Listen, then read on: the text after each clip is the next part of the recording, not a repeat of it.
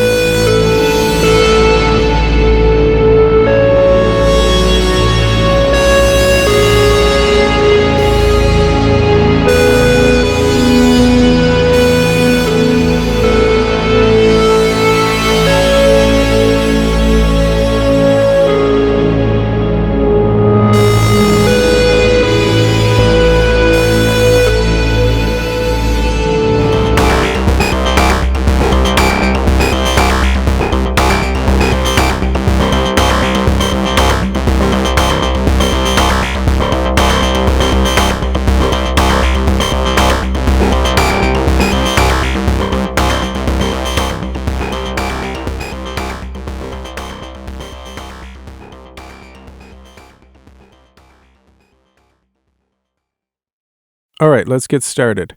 So the first question I was asked was, is it possible to automate the filter cutoff on any of the Moog Semi-Modular Synths? Well, yeah, we can, but we need to use the Mother to do it for all of them. And to do it, we need to use the assign out on the Mother. So first let's go into the menu on the Mother. To do that, we hold Reset, Shift, Set End, and 8. In the newest firmware for the Mother, there are 8 pages of different parameters. Well, I guess 7. Page 1, though, that's the one we're after, deals with the assign out. We're going to set this to CC channel 1, so according to the manual, that's 13. There's only 8 buttons on the sequencer to access parameters 9 through 16. Just hold Shift. Okay, for now, I'll just patch the assign out to the filter cutoff on the Mother. Like I said, we could use this to automate any parameter on any of our synths, which is pretty cool. And now go into Logic and just create a MIDI region. And selecting my MIDI lane, we're going to use CC channel 1. Just grab a pen tool and just for now, just draw in some automation. You could use a mod wheel or aftertouch on a MIDI controller if you don't want to draw it. Let's hear it.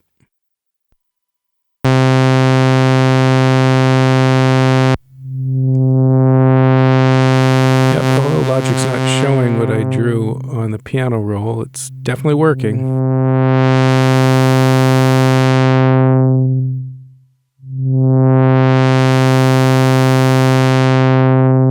Great, so it's as simple as that. We can pretty much automate any parameter now using our assign out of the Mother 32. Okay, let's get going with the Subharmonicon now. So I'm just going to create a software track for now in Logic and rename it here. I'm going to use a Roland UM1 MIDI interface and plug it into my Subharmonicon MIDI adapter thing. Here we go. Okay, just plug it straight into the MIDI in, and we're good to go. Oh yeah, forgot to set up the external instrument. So there we go. Just that mono instrument, MIDI destination, UM1. We're all set.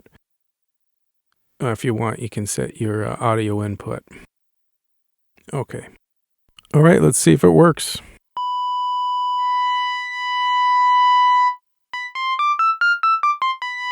Great. Since we've got it set up, we might as well see what the Subharmonicon sounds as a MonoSynth.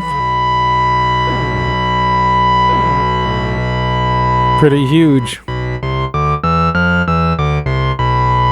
So in this setup, we have two 3-stage envelopes: attack, hold, release for both filter and for VCA.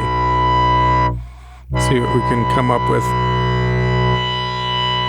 Resonance is really different on this than other Moog synths. I was hoping it would sound like a Mini, but it's really its own thing.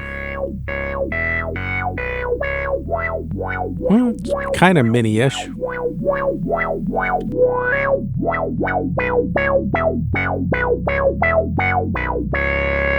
Nice. Why don't we try doing a 4-stage envelope, seeing as we're already kind of halfway there.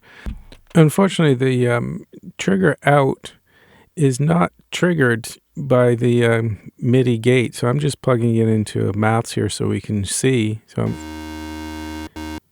if I hit a key on the keyboard, it's not sending any gate or trigger signal. So that's a bit of a drag. So what we need is a MIDI to CV converter. In this case, I'm just going to use my Mother 32 because it's right there. So I'm just going to plug MIDI straight into the Mother, and out of the Mother I'll go KB out, which works as 1 volt per octave out, into the VCO on VCO1 in on the Subharmonicon, which is normal to VCO2.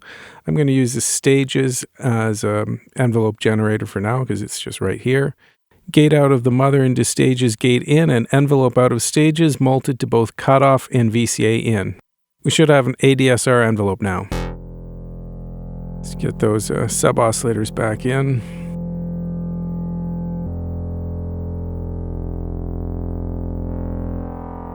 Some resonance.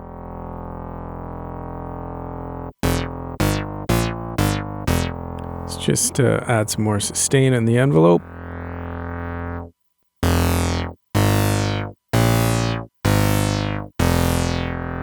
Yeah, Subharmonicon, not bad as a little MonoSynth, but let's go one step further. So I'm going to take the KB CV out of the Mother, I'm going to patch it in channel 1 of maths, and out of channel 1 we'll go back into the VCO CV input. So I'm going to use the slew generator on channel 1 of maths to create glide. So rise will control the glide upward, and fall will control the glide downwards.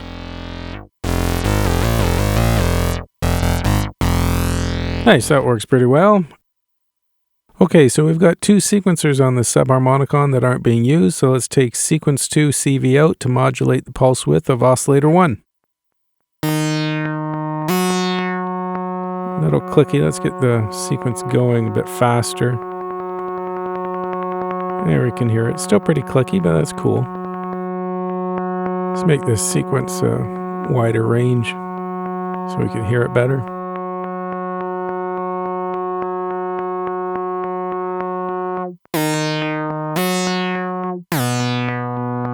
Cool.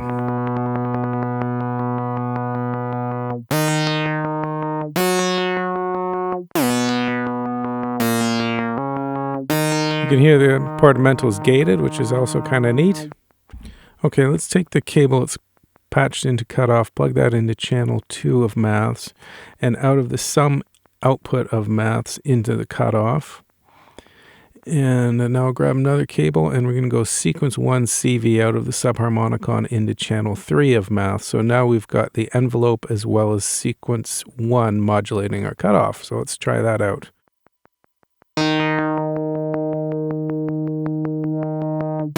Okay, channels 2 and 3 of maths, of course, are now attenuators for our filter modulation. Let's get the sequencer going. That's cool. It's got a better rhythm though. Nice. Yeah, that's pretty cool. Let's try out our little Subharmonicon MonoSynth.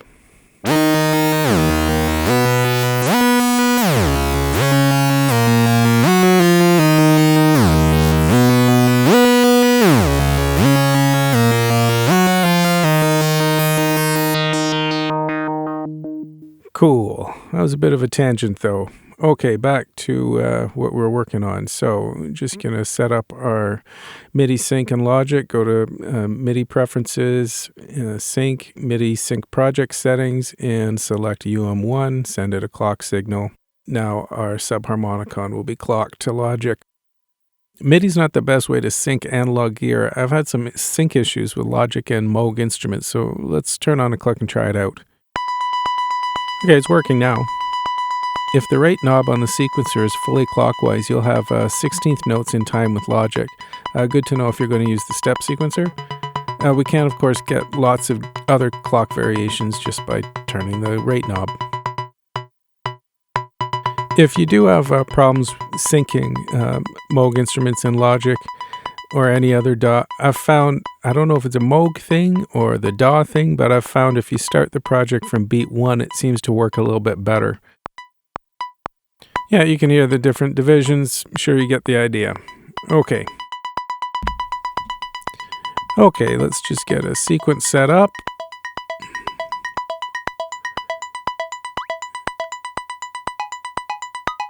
That's okay. Oh, there is one thing I wanted to talk about. Sometimes my oscillators were getting stuck with MIDI notes. Couldn't find a panic button anywhere in the Subharmonicon manual, but the good news is if you turn it on and off, it seems to reset. But we should talk about tuning the Subharmonicon. So if you hold the EG button until it blinks, it puts the VCA into drone mode, which makes it much easier to tune. Let's do that. Okay, now if we want to, let's get a tuner up here first. Oh, another mistake I made the first time I was doing this is I forgot to make sure I was in 12-tone equal tempered tuning. Couldn't figure out why I couldn't get a C. There we go, there's our C, 8 cent sharp. Okay, let's check oscillator 2. Yeah, in this case 7 cents, so it's about the same. You can hear the oscillators beating, sounds cool. So hold both of the oscillator sign buttons until the quantized lights blink, and yeah, MIDI note is stuck again. So, is that, yeah, it's oscillator 1, stuck on a G. So if I hold C, it will reset. I'm okay. So I can do my tuning now. While in tuning mode, the tempo knob is your tuning control. That looks good. Let's check oscillator 2. This is global tuning, so we don't have individual control of the oscillators. Still a little bit of beating between the oscillators. I like it, but if you don't like it, then we can calibrate our oscillators. You'll need to contact Moog for a SysX file. You can just use any free SysX handler like SysX Librarian. Just send it directly to the Subharmonicon. Takes about 45 minutes to do it, but once it's done, your oscillators should be perfectly in tune. Okay, back on track. Let's create a pattern. I made templates. You can download those from my website. Okay, let's take a look at the CC messages available for the Subharmonicon. We've got VCO frequency control for all of the oscillators, including individual control for the subs. We've got attack times and decay times for the VCF and VCA. Got note priority, which is good for MonoSynth mode and logic generator mode. If we go into our melodic sequencer, we've still got all these different options that we talked about in the last video, octave, note, some cool ideas. Okay, let's take a look at what we can do for our Mother.